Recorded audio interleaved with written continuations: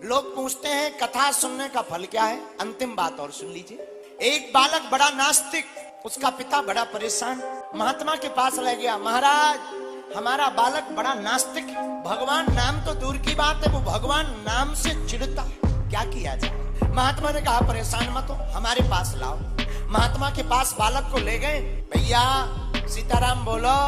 हम नहीं बोलेंगे। बालक बोला हम नहीं बोलेंगे, चाहे जो हो जाए। क्यों, क्या होता है बोलने से?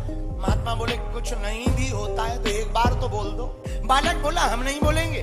साधु बोला भाई हमारी इज्जत रखने के लिए केवल एक बार बोल दो, फिर कभी मत बोलना। उस बालक ने कहा एक बार बोल देने से क्या होगा? बोले वो बाद में पता लगेगा, पहले एक बार बोलो तो। बोले देखो हम दोबारा नहीं बोलेंगे, एक बार बोलेंगे। बोले हाँ। उस बालक ने धीरे से कहा सीताराम। महात्मा जी बोले बन गया काम। बोले क्यों, क्या काम बन गया, क्या हो गया? महात्मा जी बोले भैया इसका पता अभी नहीं लगेगा, जब तुम मर जाओगे तब पता लगेगा।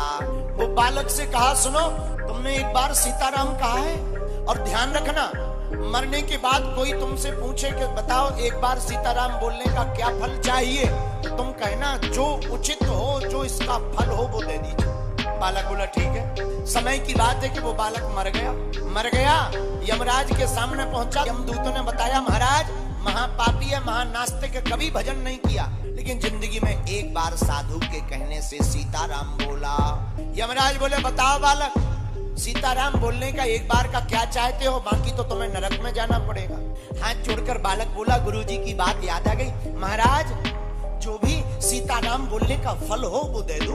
अब तो यमराज भी चक्कर में पड़ गए कि आखिर एक बार सीताराम बोलने का फल है क्या, ये तो बही खाता में हमारे भी नहीं लिखा।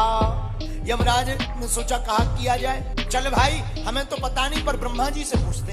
हाथ पकड़कर बालक को ब्रह्मा जी के सामने ले गए। महाराज जी आप विधाता हो, जीव बनाते हो, कृपा करके बताइए एक बार सीताराम बोलने का क्या फल है। ब्रह्मा जी बोले ये तो हमें भी पता नहीं है। क्यों? इस बालक ने एक बार सीताराम बोला है और ये जिद पर अड़ गया कि एक बार सीताराम बोलने का जो फल होता हो वो हमें दीजिए, ये पता नहीं चल रहा फल क्या है। तो ब्रह्मा जी बोले देखो भाई हम भी नहीं जानते इसका फल, लेकिन भगवान शंकर इसका फल जरूर जानते। क्यों? क्योंकि वो दिन ना रात राम राम राम राम कहते रहते हैं। शंकर जी के पास ब्रह्मा जी लेकर गए उस बालक को। बालक बोला महाराज एक बार सीताराम बोलने का फल क्या होता है बताइए। शंकर जी बोले क्या लंबी आफत है। तब ब्रह्मा जी ने पूरी कहानी बताई कि ये महानास्तिक है, जिंदगी भर पाप किया, हमेशा झूठ बोला, अत्याचार किया, बस धोखे से एक बार सीताराम कह लिया, उसी बात पे ही अड़ के बैठा है कि एक बार सीताराम बोलने का जो फल होता हो दे दीजिए।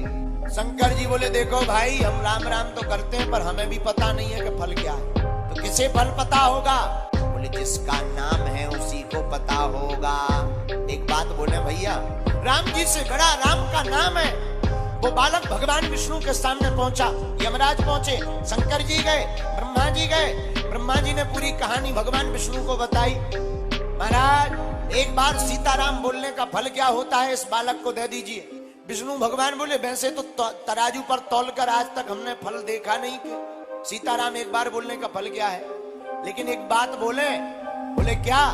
बालक एक बार सीताराम बोलने का यही फल है कि व्यक्ति वैकुंठ आने के लिए हजारों साल तपस्या करता है तब वैकुंठ आ पाता है, लेकिन तुमने एक बार धोखे से सीताराम कहा तो तुम ब्रह्मा और भगवान शंकर के साथ वैकुंठ चले आए।